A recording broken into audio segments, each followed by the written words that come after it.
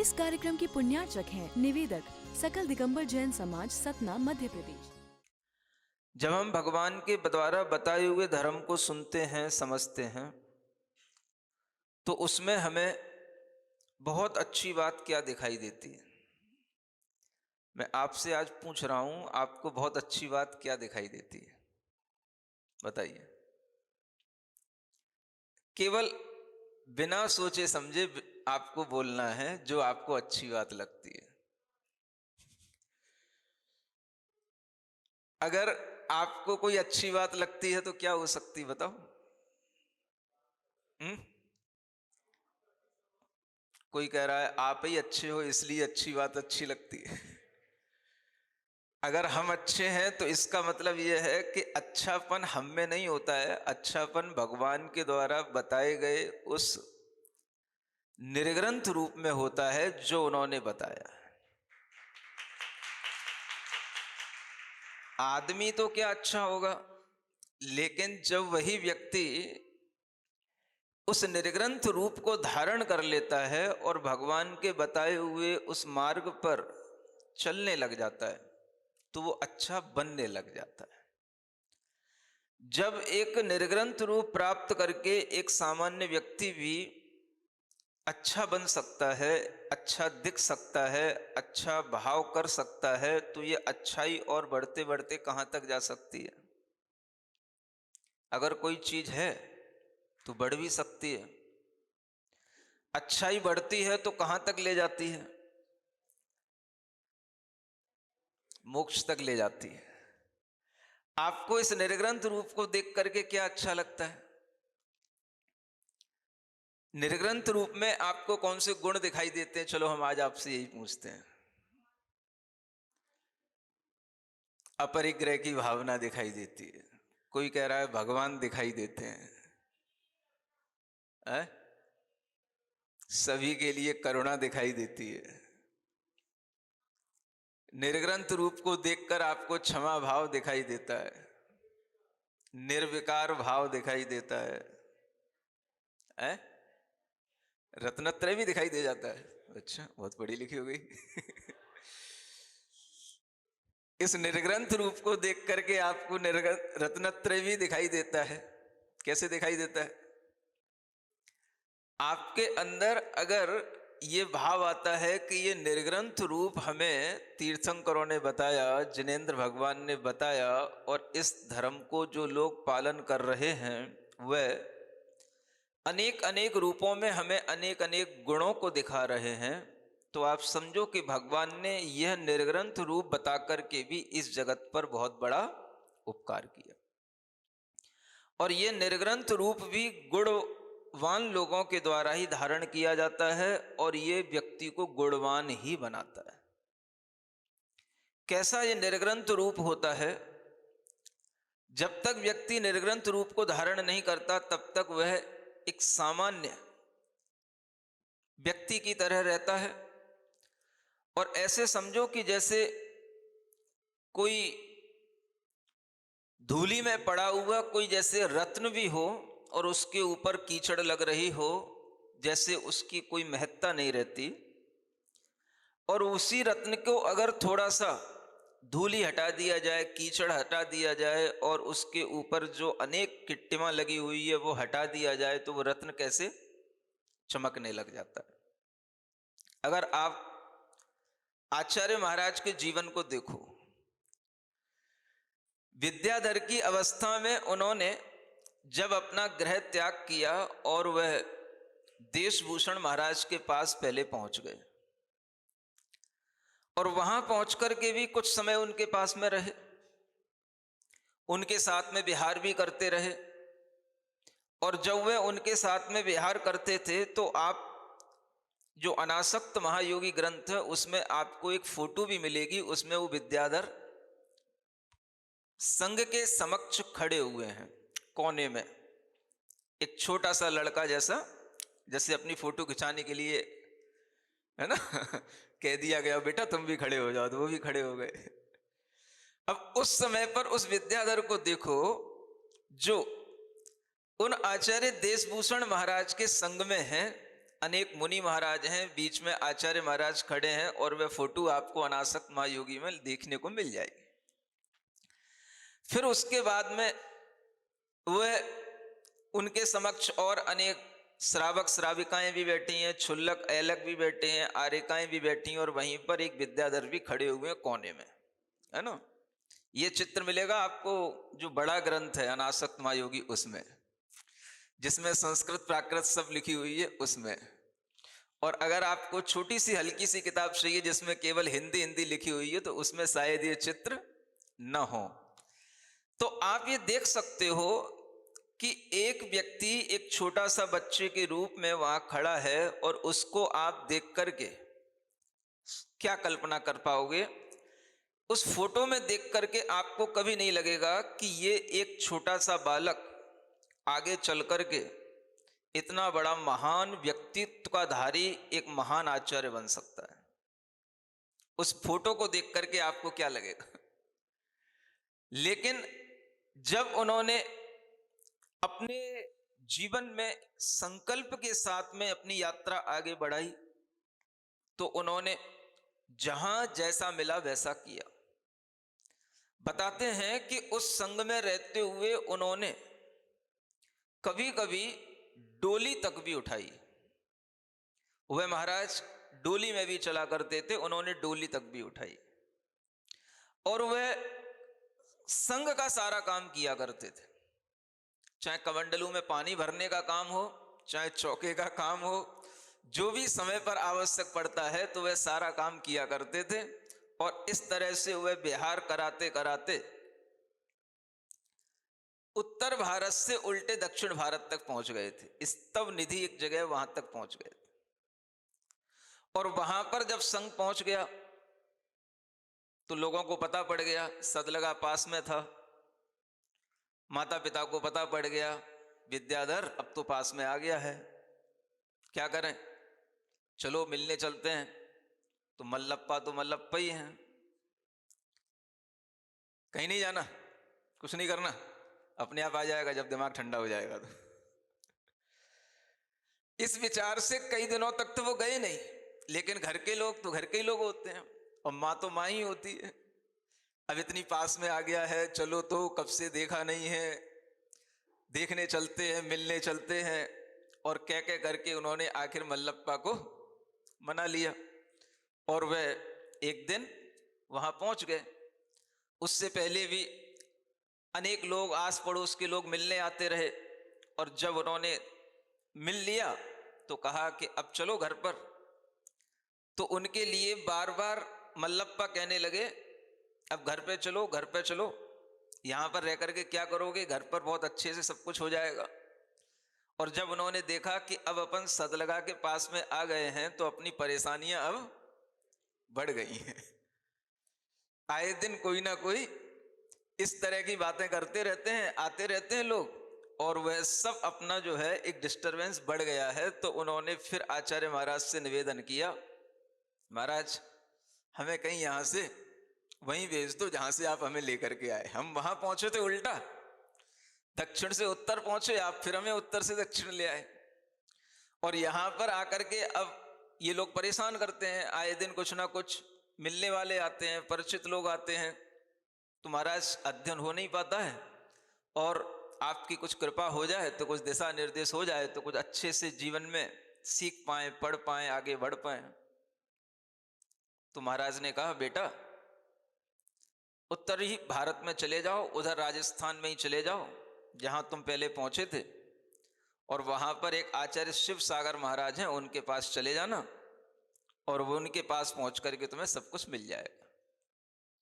तो वो चले गए, और उन्होंने अपने जीवन की यात्रा में वह एक लंबी यात्रा भी की फिर से।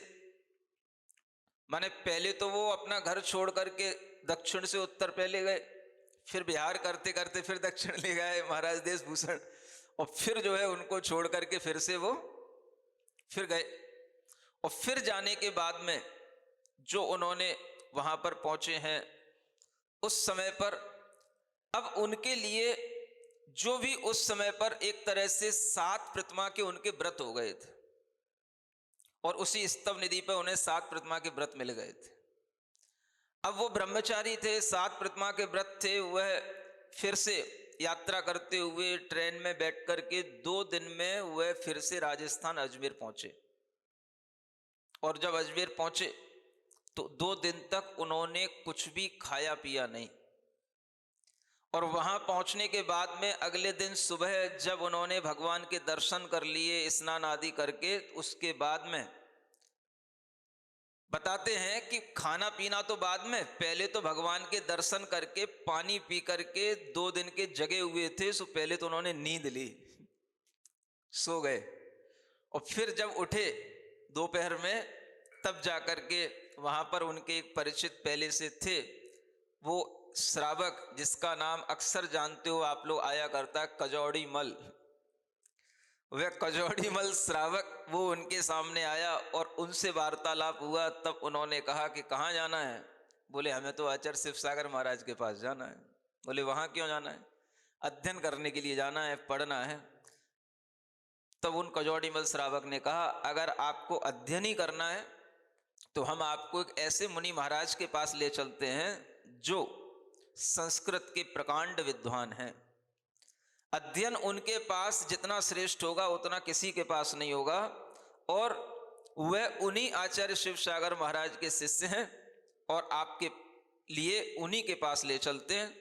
तो उन्होंने बड़े सहज भाव से कह दिया कि मुझे क्या फर्क पड़ता है, मुझे तो जहां अच्छे से ज्ञान अध्ययन मिले वहीं पर मुझे ले चलो, मुझे अपने जीवन में कुछ सीखना है, कुछ करना है। समझ आ रहा है? बोलो तो क्या आ रहा है, नहीं आ रहा है? आज धनतेरस मना रहे हैं लोग, समझ आ रहा है? तेरस मना रहे हैं, इसलिए यहां 13वीं जैसा वातावरण दिख रहा है। धनतेरस आज भले ही 12 है, लेकिन लोग आज धनतेरस मना रहे हैं। अच्छी बात है, पर्व आते हैं, लोगों में उत्साह रहता है। और उत्साह लोगों में क्या रहता है, लोग तो उत्साह दिला देते हैं। अब जब दुकानों पे भीड़ होगी तो कहीं ना कहीं किसी दुकान पे कमी तो होगी। तो जब आज धन की दुकान चल रही है तो थोड़ी धर्म की दुकान पे भीड़ कम होगी, धन की दुकान आज ज्यादा मिलेगी। 2 दिन बाद यहां पर भी धर्म की दुकान पे भी भीड़ दिखाई देगी। लेकिन फिर भी कोई बात नहीं, जिन लोगों के लिए धन की प्राप्ति की भावना रहती है वो धनतेरस ही मनाते हैं। लेकिन जिन्हें लगता है कि धन से भी बड़ा धर्म है, वह धर्म की भी तेरस मनाने के लिए तैयार रहते हैं। और वह धर्म की तेरस क्या बताती है? सबसे बड़ा धन क्या है? ये पैसा, ये दुकानदारी, ये सोना चांदी, ये जो हम इकट्ठा कर लेते हैं, खरीद लेते हैं, है ना? और ये सब हम एक शौक की तरह या कभी कभी एक ट्रेंड की तरह भी करते रहते हैं। कई लोगों के लिए लगता है कि भाई धनतेरस आ रही है तो धनतेरस पे ही कोई अच्छी ज्वेलरी खरीदेंगे, धनतेरस पे ही खरीदेंगे। कोई अच्छा घर में सेट लाना है तो धनतेरस पे ही लाना है। कोई गाड़ी लाना है तो धनतेरस पे ही लाना है। सुन रहे हो? आज सबसे ज्यादा गाड़ियां निकलती हैं। तो आपके लिए वह धन किसी भी तरह से हो सकता है, लेकिन अगर आप जिनेंद्र भगवान के द्वारा बताए गए धर्म की ओर देखें तो सबसे बड़ा धन, सबसे बड़ी लक्ष्मी किसको कहा गया? ज्ञान लक्ष्मी सबसे बड़ी लक्ष्मी कही गई। इस ज्ञान लक्ष्मी के संपन्न हो जाने पर ही धन की संपन्नता बनती है। और अगर ये ज्ञान नहीं है तो कुछ भी नहीं बनता है।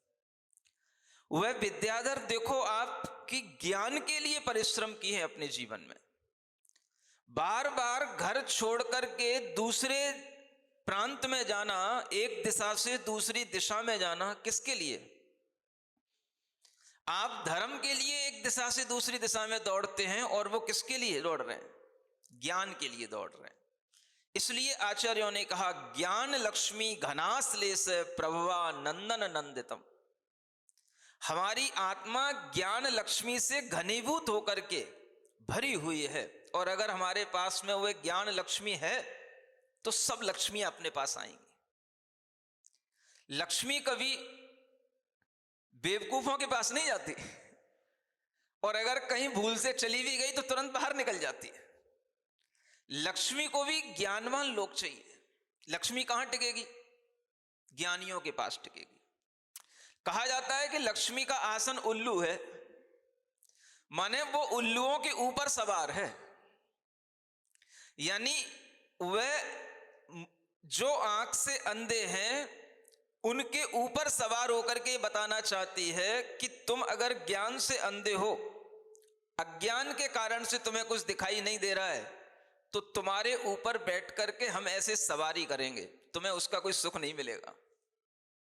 और जिनके ज्ञान चक्षु खुले होंगे उनके सामने सब कुछ होगा। ज्ञान की लक्ष्मी की आराधना करना यह तीर्थंकरों के द्वारा बताया गया, जिनेंद्र भगवान के धर्म में बताया गया। धन लक्ष्मी अगर आपके पास में है और आप सोचो कि अगर आपके पास में ज्ञान ना हो, क्या कर लोगे बताओ? दुकान चलाने का भी ज्ञान ना हो, कैसे हमें ग्राहकी करनी है, कैसे हमारा व्यापार बढ़ेगा, इसका भी ज्ञान ना हो, तो लक्ष्मी टिक जाएगी? किससे टिकती लक्ष्मी? ज्ञान से। ज्ञान हो गया तो समझदारी होगी, सोच होगी, सूझबूझ होगी, और इसी ज्ञान के माध्यम से जब आपकी सोच होगी, सूझबूझ होगी, और जब आप लगन से काम करोगे, लक्ष्मी तो अपने आप आती है। उसके लिए बुलाना नहीं पड़ता है दीपक लगा करके, वो अपने आप आती है। हर तीर्थंकर ने हमें यही बताया कि आप अपने अंदर ज्ञान लक्ष्मी को परिष्कृत करो, अपने आप आपके सामने वो लक्ष्मी आने लग जाएगी। जो आप नहीं भी चाहते वो भी आपको दिखने लग जाए। इस ज्ञान लक्ष्मी की आराधना ही की विद्याधर ने की, और आप देखो कि वह विद्याधर ने फिर वह ज्ञान लक्ष्मी की आराधना कैसे की। वह मुनि ज्ञान सागर जी महाराज के पास में रह करके ऐसी ज्ञान लक्ष्मी की आराधना की कि उन्होंने 2-3 वर्ष में ही इतना ज्ञान प्राप्त कर लिया कि उन ज्ञान सागर जी महाराज के चले जाने के उपरांत भी आज 50 वर्ष तक उसी ज्ञान की आराधना का फल प्राप्त करके वह दुनिया में सर्वश्रेष्ठ ज्ञानवान पुरुष बने बैठे हैं। किसके कारण से? ज्ञान की आराधना। आत्मा ज्ञानमय है और ज्ञान से परिपूर्ण है, और आत्मा का वह ज्ञान ही बढ़ेगा तो आपको सब कुछ मिलेगा। ये जिन धर्म में, जिन मत में बताए जाने वाले अनेक गुणों में एक सबसे बड़ा गुण ये आपको दिखना चाहिए। निर्ग्रंथ रूप भी अपने आप में एक गुण है, और उस निर्ग्रंथ रूप के साथ में जब आत्मा के ज्ञान गुण की वृद्धि की साधना की जाती है तो वह ज्ञान की वृद्धि ही केवल ज्ञान की प्राप्ति कराती है। और जहां केवल ज्ञान आत्मा में आ गया, वहां सारी लक्ष्मियां, सारा वैभव उनके अधिकार में आ गया, उनके समक्ष खड़ा है। लक्ष्मी जी भी समक्ष खड़ी मिलेगी आपको हाथ जोड़ करके, और आप लक्ष्मी को सामने पाएंगे। लेकिन लक्ष्मी आपकी इच्छा करेगी, आप लक्ष्मी की इच्छा नहीं करेंगे, क्योंकि आपके पास में उससे भी बड़ी लक्ष्मी है, केवल ज्ञान लक्ष्मी। ये केवल ज्ञान लक्ष्मी किसके द्वारा बताई गई? कौन समझाया इसको जगत के अंदर? तो ये भगवान जिनेंद्र देव के धर्म में बताई गई। अगर ये धर्म में जिनेंद्र देव भगवान ने ये केवल ज्ञान लक्ष्मी नहीं बताई होती तो आज हम भी अंधे बने फिर रहे होते। हम भी आज कहीं धन के चक्कर में या तो धन किसी को दे रहे होते या धन किसी से ले रहे होते। लोग आज खुश रहते हैं, धन देकर के भी खुश रहते हैं, क्योंकि जो लोग खरीदते हैं माल, कुछ ना कुछ सामान खरीदते हैं, वो धन त्यागते हैं, देते हैं। और दुकानदार इसलिए खुश होते हैं कि आज के दिन दुकानें खूब चलती हैं। लोगों के दिमाग में पड़ा है कि आज हम जो खरीदेंगे वो हमारे लिए अक्षय हो जाएगा। अब सोचो कौन सी वस्तु अक्षय हो जाएगी आपके घर की? कौन सा सोना, कौन सी गाड़ी, कौन से जेवर आपके अक्षय हो जाएंगे? तो ये जिनेंद्र भगवान के द्वारा बताए हुए गुणों में ये सबसे बड़ा गुण आपके दिमाग में होना चाहिए कि भगवान ने अक्षय धन को नहीं कहा, ज्ञान को कहा। आपका ज्ञान अक्षय हो सकता है, आपका सुख अक्षय हो सकता है, और वह ज्ञान के अक्षय होने पर सुख भी अपने आप अक्षय हो जाता है। अक्षय ज्ञान की प्राप्ति ही केवल ज्ञान कहलाता है, और केवल ज्ञान की प्राप्ति को ही अक्षय ज्ञान की प्राप्ति कहते हैं।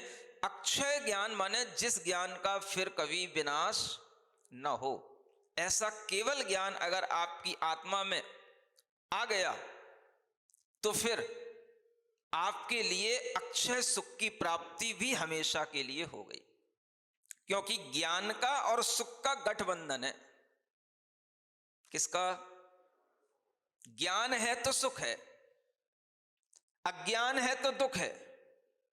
और इसीलिए अज्ञान के कारण से दुनिया में हर आदमी कितना ही धनवान क्यों ना बन जाए, दुख उठाता है। अपनी दुकान की ग्राहकी से किसी को संतोष नहीं होता।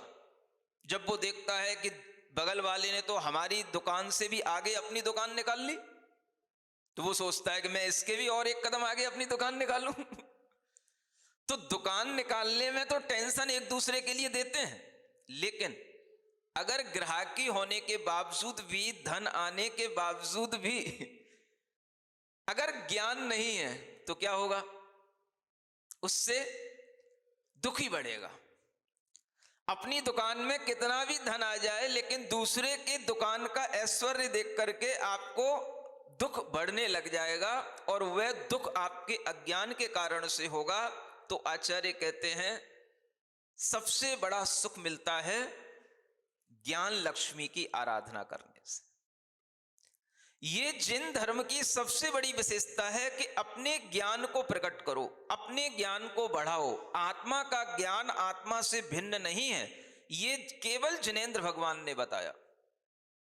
और वह आत्मा का ज्ञान बढ़ते बढ़ते इतना ज्योतिर्मय हो जाता है कि उसमें आपको उस दुनिया के सभी पदार्थ, सभी मनुष्य, सभी चेतन अचेतन वस्तुएं सब आपके ज्ञान में, दर्पण के सामने जैसे प्रतिबिंब दिखाई देता है, दर्पण के अंदर जैसे सब कुछ झलकता है, वैसे आपके ज्ञान दर्पण में सब कुछ झलकेगा। इसके लिए पुरुषार्थ करो, और इसी के लिए यह उत्सव आते हैं, इसी के लिए यह सारे के सारे प्रयोजन होते हैं।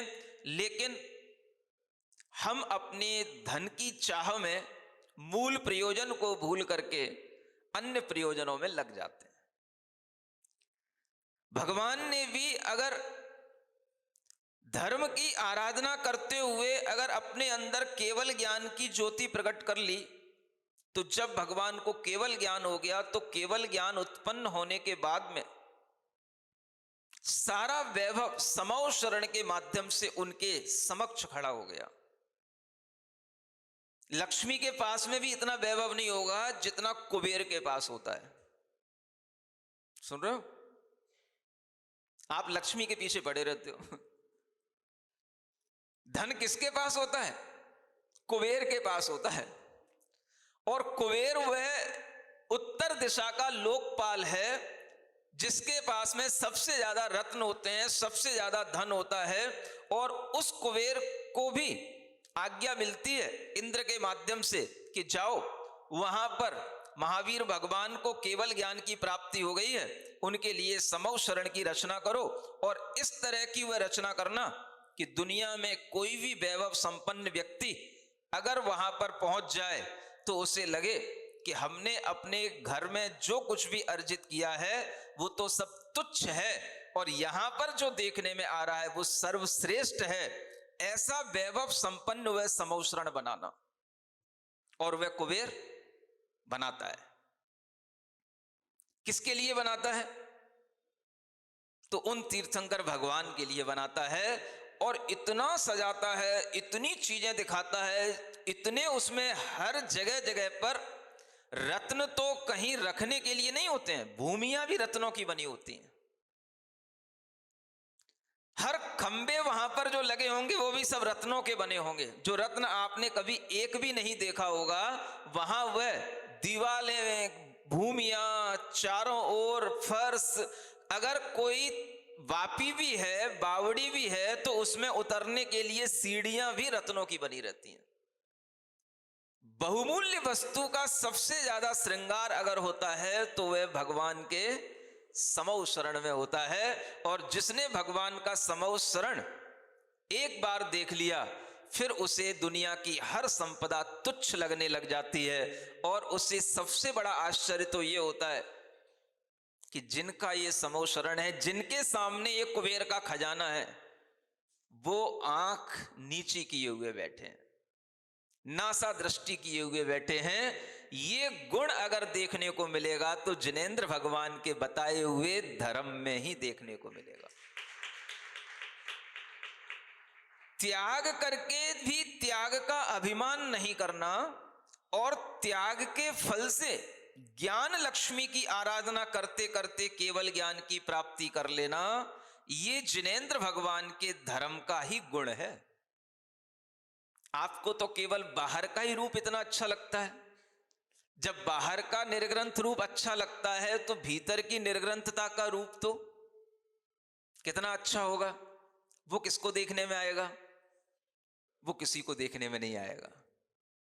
और वह भीतर की निर्ग्रंथता का रूप अगर निखरता रहता है तो वही रूप निखरते निखरते केवल ज्ञान की ज्योति से जगमगाने लग जाता है। ये सारे सूर्य चंद्रमा उस केवल ज्ञान की ज्योति में ऐसे ही दीपक की तरह टिमटिमाते हैं जैसे आपके घरों में दीपक टिमटिमा रहे हैं। जब भी आपको दीपक की ज्योति देखने को मिले, अपने घरों में दीपक लगे हुए दिखाई दें। आजकल तो दीपक भी लोग कहां लगाते हैं, इतना घी भी कहां है लोगों के पास में, इतना तेल भी कहां है, दूसरों को बस तेल लगाते रहते हैं। खाने को भी घी नहीं होता है, बुद्धि कुछ है नहीं है, बस प्लास्टिक की झल्लरों से काम चलाते रहते हैं और बस उसी से समझ लेते हैं कि उजाला हो रहा है, उजाला हो रहा है। लेकिन सबसे बड़ा उजाला किसका कहा गया है? ज्ञान का प्रकाश, ज्ञान का उजाला। उस ज्ञान के उजाले से बढ़कर के कोई भी उजाला नहीं होता। और हमेशा इस उजाले को जो व्यक्ति चाहता है उसके जीवन में यह उजाला आता रहता है। जितने भी समृद्ध लोग होंगे सब बुद्धिमान होंगे, उन्हें लक्ष्मी के पीछे नहीं पड़ना पड़ता है, उन्हें अपनी बुद्धि से काम लेना पड़ता है, तो वह समृद्धि उनके पास में अपने आप आती चली जाती है। किसी भी लक्ष्मी संपन्न व्यक्ति से पूछ लेना कैसे वो काम करते हैं, तो ज्ञान से काम करते हैं, सोच से काम करते हैं, सूझबूझ से काम करते हैं, हमेशा जागृत रह करके काम करते हैं। और वह वही काम करते हैं जो भगवान जिनेंद्र देव के द्वारा बताए गए काम हैं। हर व्यक्ति से आप पूछ लेना, अगर व्यक्ति समृद्ध हो रहा है तो वह जानता है जितना हम दूसरे के भलाई के लिए काम करेंगे, जितना हम दूसरों को देंगे, जितना हम दूसरों के लिए अच्छा सोच करके काम करेंगे, हमारी समृद्धि उतनी ही अधिक बढ़ेगी। समृद्धि धन से नहीं बढ़ती है, समृद्धि ज्ञान से बढ़ती है, विवेक से बढ़ती है, अच्छी समझ से बढ़ती है। और यह समृद्धि अगर अच्छी आपके पास में है तो आपके पास हमेशा दिवाली है। एक दिन की क्या दिवाली मनाना, हम लोग तो उस इंतजार में बैठे हैं कि बस एक दिन वो आए कि जिस दिन बस एक भीतर से बस वो ज्योति जल जाए और उस ज्योति जलने के बाद में फिर कभी कोई अंधकार सामने टिके ही नहीं और हमेशा दीपावली अनंत काल के लिए मनती रहे। ऐसी ज्योति के इंतजार में यह निर्ग्रंथ रूप धारण किया जाता है और इसकी साधना इस निर्ग्रंथ रूप से की जाती है। यह गुण जिनेंद्र भगवान के द्वारा बताए गए धर्म में, उनकी वाणी में ही है। बाकी सब तो अज्ञान के अंधकार में आमूल चूल डूबे हुए दिखाई देंगे, लेकिन जिनेंद्र भगवान के द्वारा बताए गए धर्म में यह गुण बताया गया है। आप अगर बाहर कोई ज्योति भी देखना तो उससे अपनी अंतर आत्म ज्योति की कल्पना करना कि ये ज्योति तो फीकी है हमारी ज्ञान ज्योति के आगे, और हमारी ज्ञान ज्योति अगर प्रज्वलित हो जाएगी तो ये ज्योति हमको बिल्कुल तुच्छ लगेगी, क्योंकि ज्ञान ज्योति चैतन्य ज्योति होती है और वह अक्षय होती है। एक बार जलने के बाद में वह कभी भी बुझती नहीं है, और 2 दिन के बाद में ये भी नहीं कहना पड़ता भैया अब ये झल्लरें निकाल दो, हो गई दिवाली। समझ आ रहा है? जिनेंद्र भगवान के द्वारा बताए गए धर्म का सबसे बड़ा गुण अगर आपसे पूछा जाए तो आपके दिमाग में यह आना चाहिए कि हमें हर टेम्परेरी चीज से हटा करके हमें शाश्वत की ओर ले जाने का जो भाव दिया जाता है वह जिनेंद्र भगवान के बताए हुए धर्म में दिया जाता है। क्षण भंगुर चीजों में आनंद थोड़े समय के लिए मना भी लिया जाए तो कोई बात नहीं, लेकिन आपको ध्यान रहे कि ये क्षण भंगुर जीवन का आनंद ये हमारा लक्ष्य नहीं है। हमारा लक्ष्य तो कुछ शाश्वत होना चाहिए। हमारे लक्ष्य में तो कोई शाश्वत चीज होनी चाहिए जो हमेशा रहे। और अगर देखा जाए तो भगवान ने हमेशा उसी ज्ञान की आराधना करके आपके लिए, जगत के लिए उसी ज्ञान की प्राप्ति करने के लिए प्रोत्साहित किया। हर आत्मा अपने अंदर केवल ज्ञान की ज्योति को प्रकाशित करने के लिए शरीर से भिन्न उस ज्योति को अपने अंदर देखे, उसकी भावना करे, उसका ध्यान करे। किसी भी परमात्मा के अंदर वह आत्म ज्योति अगर आपको दिखाई देगी तो उस आत्म ज्योति को देख करके ही आप अपने अंदर कल्पना कर पाओगे, ऐसी ही ज्योति मेरी आत्मा में है।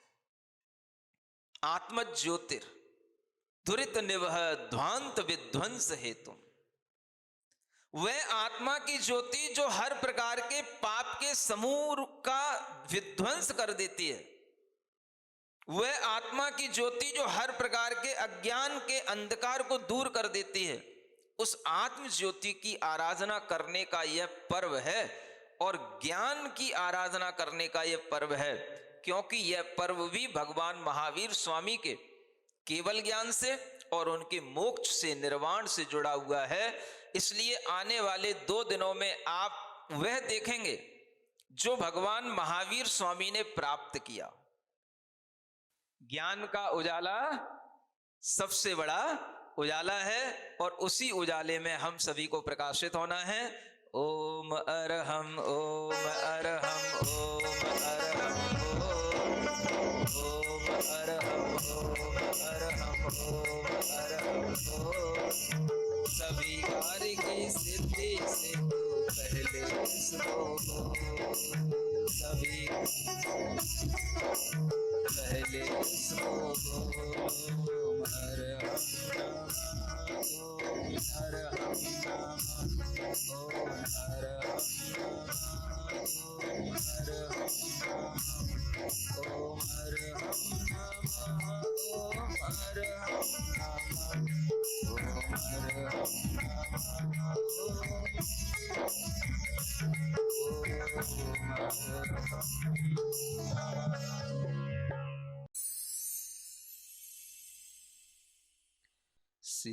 सिरिजिणवाणी जग कल्याणी जग जन मदतम मोहरी जनमण हारी गढ़हर हारी जम जरा भव रोग हरि तिथियराणम दिव्य झुणिम जो पड़ई सुणई मय्ये धारई राणम सौख मणंतम धर्य सासद मोक्ष पदम पावई सासद मोक्ष पदम पावई।